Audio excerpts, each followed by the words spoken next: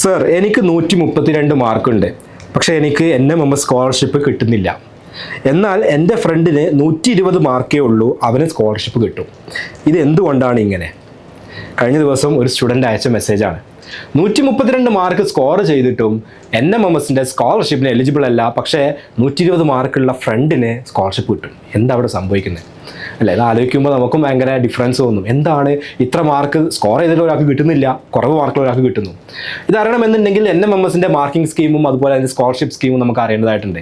അതാണ് ഈ ഒരു വീഡിയോയിൽ നമ്മൾ അനലൈസ് ചെയ്യാൻ പോകുന്നത്. സോ വീഡിയോ അവസാനം വരെ കണ്ടിരിക്കുക. മാത്രമല്ല നിങ്ങളുടെ കൂടെ NMMS എക്സാം എഴുതിയിട്ടുള്ള സ്റ്റുഡൻസിനും കൂടി ഷെയർ ചെയ്ത് കൊടുക്കുക. ഒരുപാട് ആളുകൾക്കുള്ള ക്വയറിയാണ്, ഒരുപാട് ആളുകൾക്കുള്ള കൺഫ്യൂഷനാണ്. അത് നമുക്ക് ഈ ഒരു വീഡിയോയിൽ ക്ലിയർ ചെയ്യാം. മാത്രമല്ല നിങ്ങളുടെ സ്കൂളിലുള്ള നിങ്ങളുടെ NMMS കോർഡിനേറ്റേഴ്സ് ആയിട്ടുള്ള ടീച്ചേഴ്സിനും കൂടി ഈ ഒരു ഇൻഫർമേഷൻ എത്തിക്കുക. കാരണം അവർ നിങ്ങൾക്ക് വേണ്ടിയിട്ട് കഴിഞ്ഞ ഒരുപാട് മാസങ്ങൾ, എനിക്കറിയുന്ന ഒരുപാട് NMMS കോർഡിനേറ്റേഴ്സ് ആയ ടീച്ചേഴ്സ് ഉണ്ട്.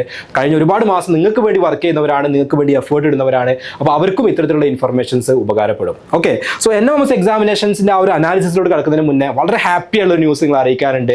ഈ വർഷം ഓൾ ഓവർ കേരള ഏറ്റവും കൂടുതൽ മാർക്ക് വാങ്ങിക്കൊണ്ട് ഫസ്റ്റ് റാങ്കിൽ വന്നിട്ടുള്ളത് നമ്മുടെ ഒരു ഫൗണ്ടേഷൻ ബാച്ച് സ്റ്റുഡൻ്റ് ആയിരുന്ന നഷ്വയാണ്.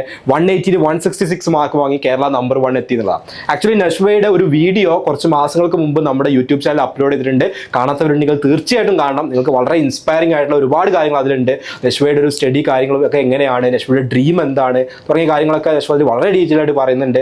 അത് ജസ്റ്റ് ഇവിടെ ഐ ബട്ടണിലും കൂടി ആ ഒരു വീഡിയോ കൊടുക്കാം. കാണാത്തവരുണ്ടെങ്കിൽ തീർച്ചയായിട്ടും കാണുക, നിങ്ങൾക്കൊരു മോട്ടിവേഷൻ കൂടി ആവും അത്. അപ്പോൾ നഷ്വയാണ് കേരളത്തിൽ നമ്പർ 1 ആയിട്ട് വന്നിട്ടുള്ളത്. നഷ്വ മാത്രമല്ല, നമ്മുടെ ഫൗണ്ടേഷൻ ബാച്ചിൽ ഉണ്ടായിരുന്ന മറ്റൊരുപാട് സ്റ്റുഡൻസ് വളരെ ഹൈ ആയിട്ടുള്ള റിസൾട്ട് ക്വാളിഫൈ ചെയ്ത് NMMS ക്വാളിഫൈ ചെയ്തിട്ടുള്ള ഒരുപാട് സ്റ്റുഡൻസ് ഉണ്ട്. അപ്പോൾ എല്ലാവർക്കും വൺസ് അഗൈൻ കൺഗ്രാജുലേഷൻസ് പറയുന്നു. എല്ലാവരുടെയും ഫോട്ടോസ് ഇവിടെ കൊടുത്തിട്ടില്ല, അൺഫോർച്ചുനേറ്റ്ലി. നമ്മൾ കൊടുത്തു കഴിഞ്ഞാൽ വീഡിയോ ഒരുപാട് ലെങ്തി ആവും എന്നുള്ളതുകൊണ്ട് ഫസ്റ്റ് വന്ന കുറേ പേരുടെ ഫോട്ടോസ് കൊടുത്തിട്ടുണ്ട്. പക്ഷെ നമുക്കറിയാം ആർക്കൊക്കെയാണ് കിട്ടിയിട്ടുള്ളതെന്ന്. അപ്പോൾ എല്ലാവർക്കും വൺസ് അഗൈൻ കൺഗ്രാജുലേഷൻസ് പറയുന്നു. ഇനി കുറഞ്ഞ മാർക്കിനൊക്കെ മിസ്സായി പോയവരുണ്ടെങ്കിൽ അവർ ഒന്നുകൊണ്ട് വിഷമിക്കേണ്ട ആവശ്യമില്ല.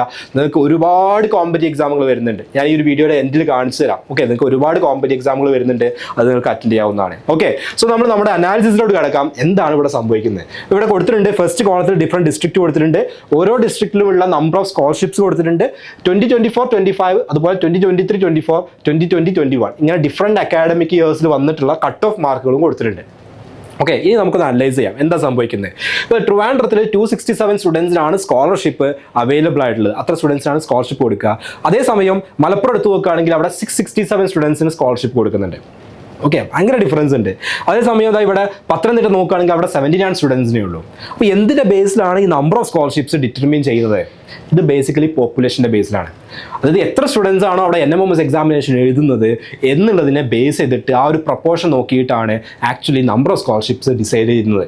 അപ്പോൾ ഓരോ ഡിസ്ട്രിക്റ്റിനും എത്ര സ്കോളർഷിപ്സ് വേണം എന്നുള്ളത് ആ ഒരു നമ്പർ ഓഫ് സ്റ്റുഡൻസായി അറ്റൻഡ് ചെയ്യുന്ന നമ്പർ ഓഫ് സ്റ്റുഡൻസിനെ ബേസ് ചെയ്തിട്ട് തീരുമാനിക്കും.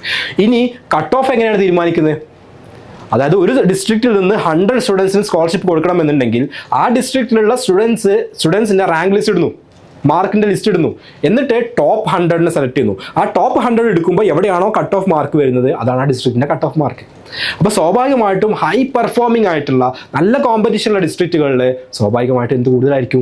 കട്ട് ഓഫ് മാർക്ക് കൂടുതലായിരിക്കും. ഓക്കെ, ഇതാണ് സിമ്പിൾ ആയിട്ടുള്ള ഒരു കാര്യം. വേറെ 1-2 ആസ്പെക്ട്സ് ഉണ്ട്, നമ്മൾ മുന്നോട്ട് പോകുമ്പോൾ പറയും. ഇപ്പോൾ ഇവിടെ നോക്കുകയാണെങ്കിൽ ട്രിവാൻഡ്രത്തിൽ 123 ആണ് ഇവിടെ എന്ത് ചെയ്യുന്നത് കട്ട് ഓഫ് മാർക്ക് വരുന്നത്. അതേസമയം മലപ്പുറം ഏറ്റവും ഹയസ്റ്റ് വരുന്നത് 141 ആണ്. കോഴിക്കോട് നോക്കുകയാണെങ്കിൽ അതുപോലെ തന്നെ 138 വരുന്നുണ്ട്. കോട്ടയം നോക്കുകയാണെങ്കിൽ 112 വരുന്നുണ്ട്. ഇങ്ങനെ ഡിഫറെൻറ്റ് ഡിസ്ട്രിക്റ്റിൽ ഡിഫറെൻറ്റ് കട്ട് ഓഫ് മാർക്ക് വരും. ഇനി മുന്നേയുള്ള വർഷങ്ങൾ എടുത്ത് നോക്കുകയാണെങ്കിൽ അവിടുത്തെ കട്ട് ഓഫ് മാർക്ക് ഇവിടെ കൊടുത്തിട്ടുണ്ട്. കുറച്ച് വർഷങ്ങൾക്ക് മുന്നേ നോക്കുകയാണെങ്കിൽ അവിടുത്തെ കട്ട് ഓഫ് മാർക്കും കൊടുത്തിട്ടുണ്ട്.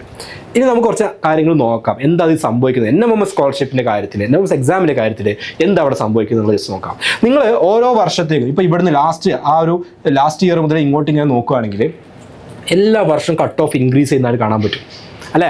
92 115 123 72 118 126 എല്ലാ വർഷവും ഇത് കൂടുന്നുണ്ട്.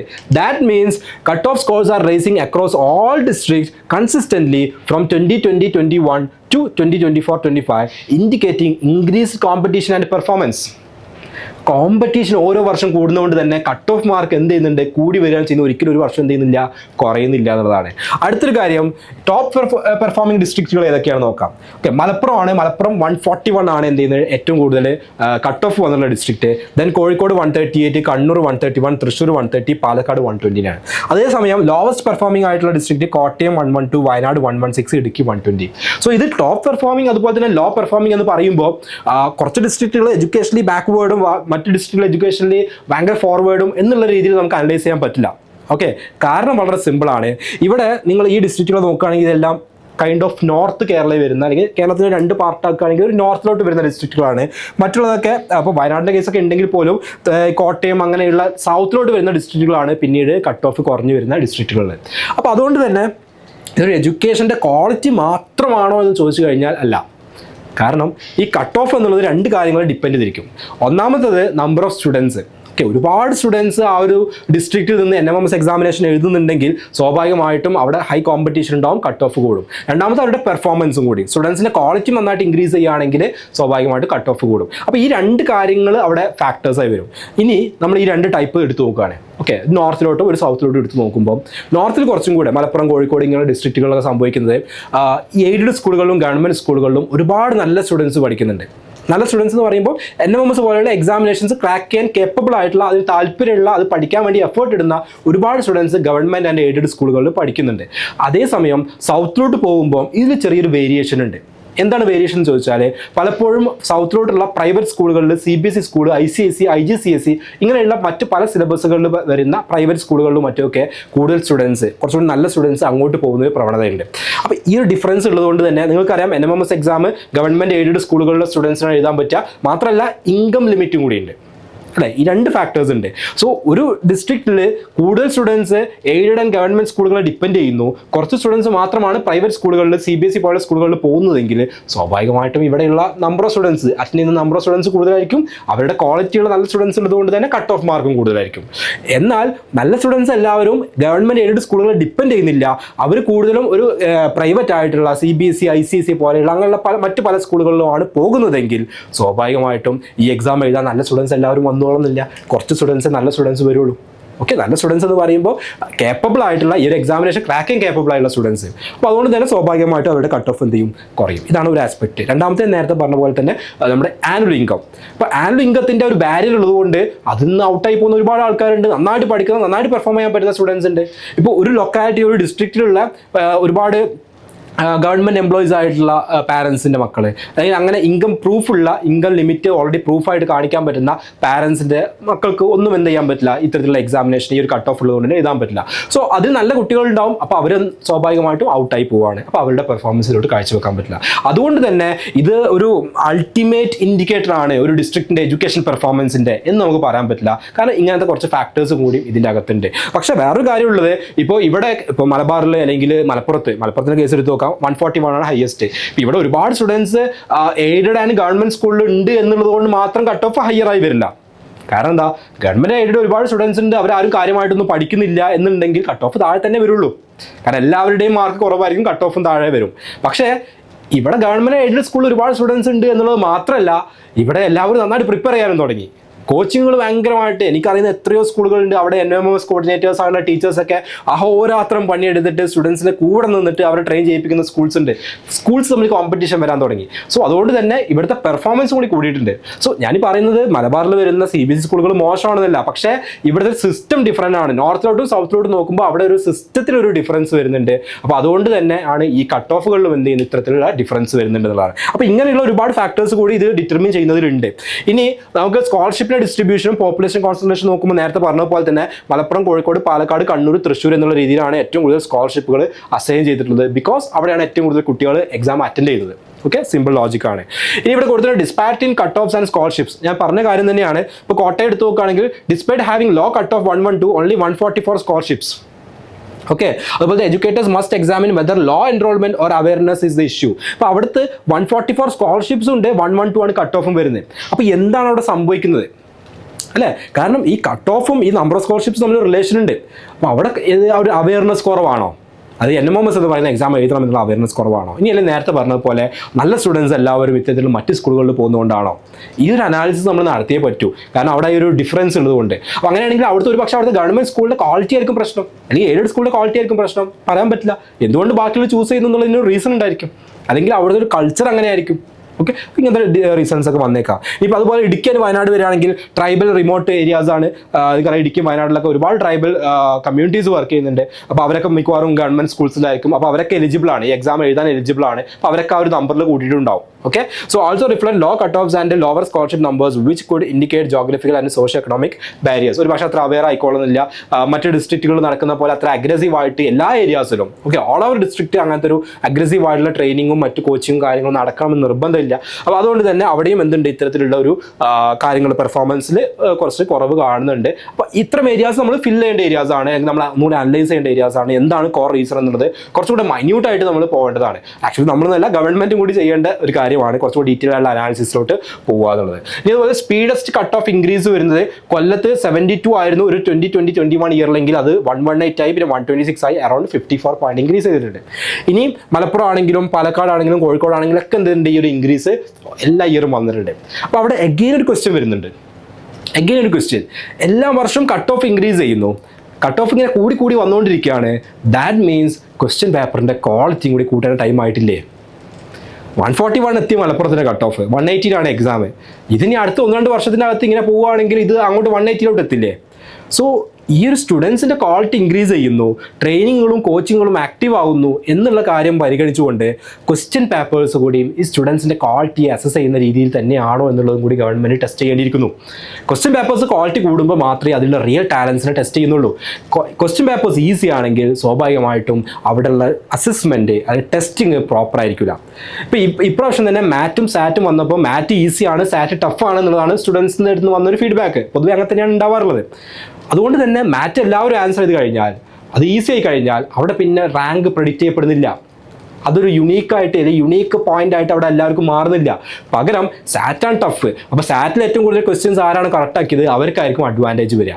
സോ ഓൾവേസ് ഇത്തരത്തിൽ ടെസ്റ്റ് ചെയ്യപ്പെടുന്ന, ചലഞ്ച് ചെയ്യപ്പെടുന്ന രീതിയിൽ ക്വസ്റ്റ്യൻ പേപ്പേഴ്സ് സെറ്റ് ചെയ്യുമ്പോൾ മാത്രമേ സ്റ്റുഡൻസിനെ അവിടെ പ്രോപ്പറായിട്ട് ഇവാലുവേറ്റ് ചെയ്യപ്പെടുന്നുള്ളൂ എന്നുള്ളതും കൂടി ഇമ്പോർട്ടൻ്റ് ആയിട്ടുള്ള ഒന്നാണ്. അപ്പോൾ അതും കൂടി ഗവൺമെൻറ് ശരിക്കും കൺസിഡർ ചെയ്യേണ്ട ഒരു കാര്യമാണ്. ഓക്കെ, അപ്പോൾ ഇത്തരത്തിലുള്ള കോമ്പറ്റീറ്റീവ് എക്സാമുകൾക്ക് പ്രിപ്പയർ ചെയ്യണമെന്ന് ആഗ്രഹിക്കുന്ന സ്റ്റുഡൻസിന് വേണ്ടിയിട്ടാണ് ആക്ച്വലി നമ്മൾ എക്സാം ലേണിംഗും ഒരു ഫൗണ്ടേഷൻ കോഴ്സ് റൺ ചെയ്യുന്നത്. ഓക്കെ, അപ്പോൾ ഇൻട്രസ്റ്റ് ഉള്ളവർക്ക്, താല്പര്യമുള്ളവർക്ക് അത് കൺസിഡർ ചെയ്യാവുന്നതാണ്. കാരണം ഒരു കോമ്പറ്റീറ്റീവ് എക്സാമിന് പ്രിപ്പയർ ചെയ്യണം. ഇത്തരത്തിലുള്ള NMMS എന്നുള്ളത് ഒരു എക്സാമാണ്. USS എന്നുള്ളത് നിങ്ങൾ NMMS, USS, LSS എന്നൊക്കെ ഉള്ളത് വളരെ ലിമിറ്റഡ് ആയിട്ട് നിങ്ങൾക്ക് ഇങ്ങനെ കാണുമ്പോൾ 1, 2, 3 മാത്രമേ ഉള്ളൂ എന്ന് വിചാരിക്കുന്നുണ്ടെങ്കിൽ ഇവർ മാത്രം, ഈ എക്സാമുകൾ മാത്രമല്ല ആക്ച്വലി ഉള്ളത്. നിങ്ങൾക്ക് എഴുതാൻ പറ്റുന്ന 100 കണക്കിന് എക്സാമുകളുണ്ട്. ഓക്കെ, ഒരു ഹൈസ്കൂൾ UP ലെവലിൽ നടക്കുന്നത് 100 കണക്കിന് എക്സാം, അത് എഴുതുന്ന സ്റ്റുഡൻസ് ഉണ്ട്. നമ്മുടെ ഫൗണ്ടേഷൻ കോഴ്സിലുള്ള എത്രയോ സ്റ്റുഡൻസ് ഇതുപോലത്തെ ഡിഫറെൻറ്റ് എക്സാമുകൾ എഴുതുന്നുണ്ട്. ഞാൻ നിങ്ങൾക്ക് കാണിച്ചു തരാം അവർ എഴുതിയിട്ടുള്ള ഡിഫറെൻറ്റ് എക്സാമുകളും അതിൽ അവർക്ക് കിട്ടിയിട്ടുള്ള അവർ ക്വാളിഫൈ ചെയ്തിട്ടുള്ള അവരുടെ റിസൾട്ടുകളും ഞാൻ കാണിച്ചു തരാം. അപ്പോൾ നിങ്ങൾക്ക് മനസ്സിലാവും ഇത്രമാത്രം സ്റ്റുഡൻസ് ഈ രീതിയിൽ കോമ്പറ്റീവ് എക്സാമുകൾക്ക് വേണ്ടി പ്രിപ്പയർ ചെയ്യുന്നുണ്ട്, ഇത് എഴുതുന്നുണ്ട് എന്നുള്ളത്. കാരണം സ്കൂൾ എക്സാംസിന് നിങ്ങൾക്ക് ട്യൂഷൻ എന്നതിൻ്റെ ആവശ്യമില്ല. School exams already school teachers പഠിപ്പിക്കുന്നുണ്ട്, നന്നായിട്ട് പഠിപ്പിക്കുന്നുണ്ട്. സോ അത് തന്നെ ഫോളോ ചെയ്താൽ മതി. പക്ഷേ ഒരു കോമ്പറ്റീവ് എക്സാം വരുമ്പോൾ മൾട്ടിപ്പിൾ ചോയ്സ് ക്വസ്റ്റ്യൻസ് ഉള്ള, നെഗറ്റീവ് മാർക്കുള്ള, അല്ലെങ്കിൽ ലിമിറ്റഡ് ടൈം വെച്ചിട്ടുള്ള ഇത്രയും കോമ്പറ്റീറ്റീവ് ആയിട്ടുള്ള ചലഞ്ചിങ് ആയിട്ടുള്ള എക്സാമുകൾ വരുമ്പോൾ നമ്മൾ അതിനനുസരിച്ച് പ്രിപ്പയർ ചെയ്യേണ്ടതായിട്ടുണ്ട്. അതാണ് ആക്ച്വലി ഫൗണ്ടേഷൻ കോഴ്സിലൂടെ നമ്മൾ ചെയ്യുന്നത് 6th മുതൽ 10th വരെയുള്ള സ്റ്റുഡൻസിന്. അപ്പോൾ ഈ ഒരു പ്രോഗ്രാം കംപ്ലീറ്റ്ലി ഡിസൈൻ ചെയ്തുള്ളതും റൺ ചെയ്യുന്നതൊക്കെ നിങ്ങൾക്ക് ഇവിടെ കാണാൻ പറ്റും. IITians, NITians, അതുപോലെ തന്നെ ഡോക്ടേഴ്സും സെൻട്രൽ യൂണിവേഴ്സിറ്റികളിൽ നിന്നുള്ള ഗ്രാജുവേറ്റ്സ് ഒക്കെയാണ് ഈ ഒരു കംപ്ലീറ്റ് പ്രോഗ്രാം ഡിസൈൻ ചെയ്തിട്ടുള്ളതും റൺ ചെയ്യുന്നതും. എല്ലാവരും കോമ്പറ്റീവ് എക്സാമുകൾ ക്രാക്ക് ചെയ്ത്, എൻട്രൻസ് എക്സാമുകൾ ക്രാക്ക് ചെയ്തവരാണ്. അതിൻ്റെ ഒരു അഡ്വാൻറ്റേജ് ആണ് അവർ സ്റ്റുഡൻസിന് എന്ത് ചെയ്യുന്നത്, പ്രൊവൈഡ് ചെയ്യുന്നത്. അപ്പോൾ ഇതിൽ ജസ്റ്റ് അതിൻ്റെ ക്ലാസ്സുകളൊക്കെ നിങ്ങൾക്ക് എല്ലാവർക്കും അറിയുന്നതാണ്. ഫൗണ്ടേഷൻ കോഴ്സ് അറിയാത്ത ആരും ഉണ്ടാവില്ല. നമുക്ക് നമ്മുടെ യൂട്യൂബ് ചാനൽ സ്ഥിരമായിട്ട് കാണുന്നവർ അല്ലെങ്കിൽ ഒരുപാട് ആളുകൾ ഓൾറെഡി നമ്മുടെ കോഴ്സ് ഉള്ളവരായിരിക്കും.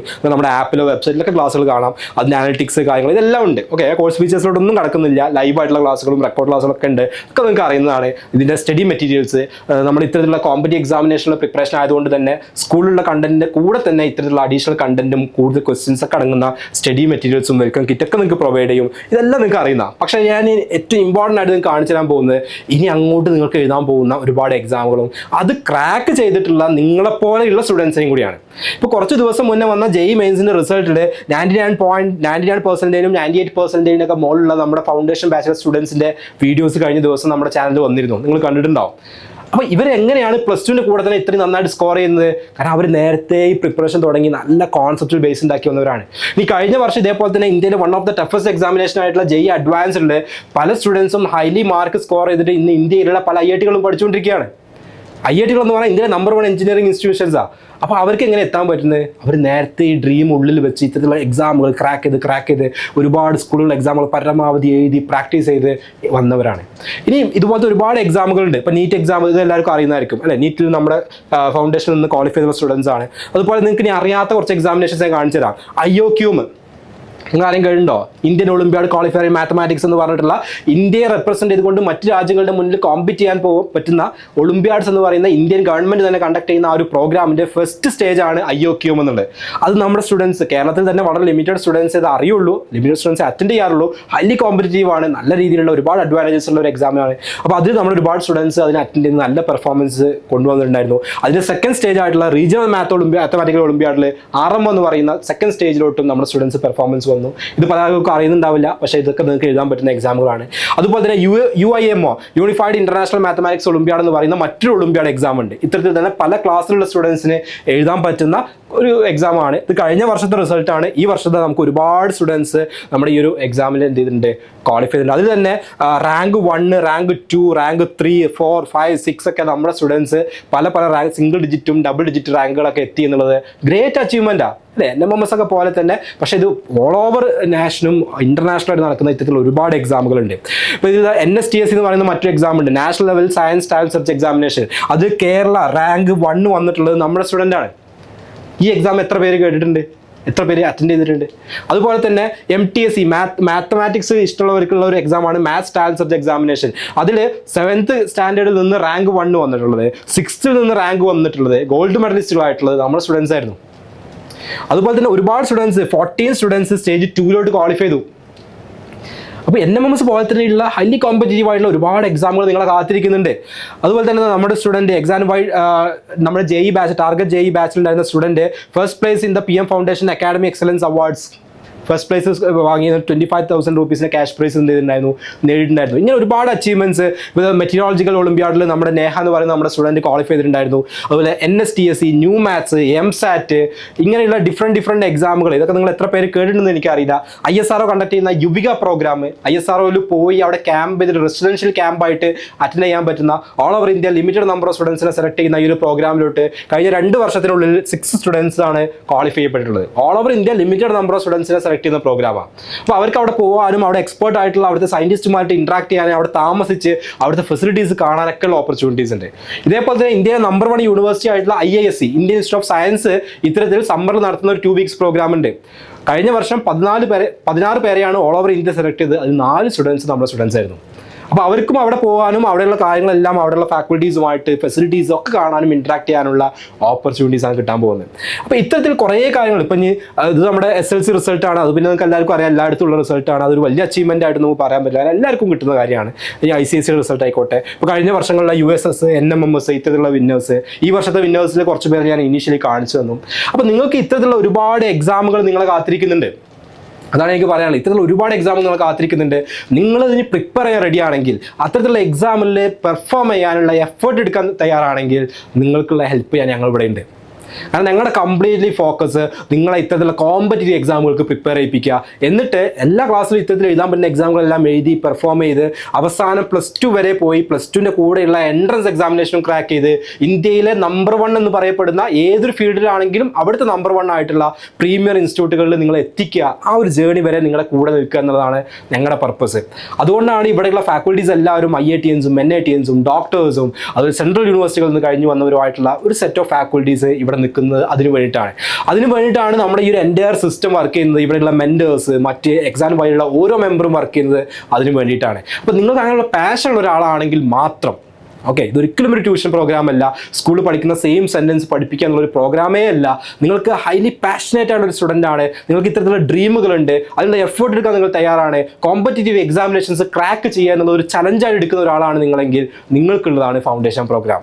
ഞങ്ങൾ എല്ലാവരെയും ഒരിക്കലും ഇൻവൈറ്റ് ചെയ്യാറില്ല, കാരണം ഈ ഒരു പാഷനുള്ള ഡ്രീമുള്ള സ്റ്റുഡൻസിന് മാത്രമേ ഇത് എഫക്റ്റീവ് ആവുള്ളൂ. സോ അങ്ങനെ ആ ഒരു രീതിയിൽ പോകണമെന്ന് ആഗ്രഹിക്കുന്ന സ്റ്റുഡൻസ് ഉണ്ട്, അല്ലെങ്കിൽ സ്റ്റുഡൻസ് അങ്ങനെ ആക്കണം എന്ന് ആഗ്രഹിക്കുന്ന പാരൻസോ ടീച്ചേഴ്സോ ഉണ്ടെങ്കിൽ നിങ്ങൾക്ക് നമ്മളെ കോൺടാക്ട് ചെയ്യാവുന്നതാണ്. നമ്മുടെ ടീമിലെ ടീമിൻ്റെ നമ്പർ നിങ്ങൾക്ക് ഡിസ്ക്രിപ്ഷനിലും അതുപോലെ വീഡിയോയുടെ താഴേക്ക് ആയിട്ട് കാണാം. നമ്മൾ ടീമിനെ കോൺടാക്ട് ചെയ്ത് കഴിഞ്ഞാൽ ഫർദർ ഡീറ്റെയിൽസ് അറിയിക്കാം. ഓൾറെഡി നമ്മുടെ ബാച്ചസ് സ്റ്റാർട്ട് ചെയ്തു, റണ്ണിങ് ആണ്, നടന്നുകൊണ്ടിരിക്കുകയാണ്. സോ ഇനിയുള്ള കമ്മിങ് ബാച്ചസിലോട്ട് പെട്ടെന്ന് ജോയിൻ ചെയ്യാം. നമ്മൾ പെട്ടെന്ന് വിത്തിൻ 1 മന്ത് കൊണ്ട് തന്നെ നമ്മുടെ അഡ്മിഷൻസും കാര്യങ്ങളൊക്കെ ഏകദേശം വൈൻഡപ്പ് ചെയ്യാൻ പോവുകയാണ്. കാരണം നമുക്ക് ഇനഫ് ടൈം ഇല്ലെങ്കിൽ നമുക്ക് ഈ കോഴ്സ് കംപ്ലീറ്റ് ചെയ്യാൻ പറ്റില്ല. സോ ഇനീഷ്യൽ ബാച്ചസിൽ ജോയിൻ ചെയ്യുന്നവർക്കാണ് ഇനഫ് ടൈം കിട്ടുന്നുണ്ടാവുക. സോ നിങ്ങൾക്ക് താല്പര്യം ഉണ്ടെന്നുണ്ടെങ്കിൽ നമ്മുടെ ടീമിനെ കോൺടാക്ട് ചെയ്യാം. അഡ്മിഷൻസ് ഓൺ ഗോയിങ് ആണ്. Okay, so once again all the best to all the NMMS winners and NMMS attend ചെയ്ത എല്ലാവർക്കും ഓൾ ദ ബെസ്റ്റ് പറയുകയാണ്. നിങ്ങൾ അതെടുത്ത എഫേർട്ടിന് വേണ്ടിയിട്ട് ഇനിയും ഒരുപാട് ഓപ്പർച്യൂണിറ്റീസ് ഞാനിപ്പോൾ കാണിച്ചത് പോലെയുള്ള ഇത്തരത്തിലുള്ള ഒരുപാട് സ്റ്റുഡൻസിനെ നിങ്ങൾ കണ്ടു. ഇതുപോലുള്ള ഒരുപാട് ഓപ്പർച്യൂണിറ്റീസ് നിങ്ങൾക്കും ഉണ്ട്. അതിന് വേണ്ടിയിട്ട് വെയിറ്റ് ചെയ്യുക. Okay, so thanks everyone, thanks for watching and see you next video.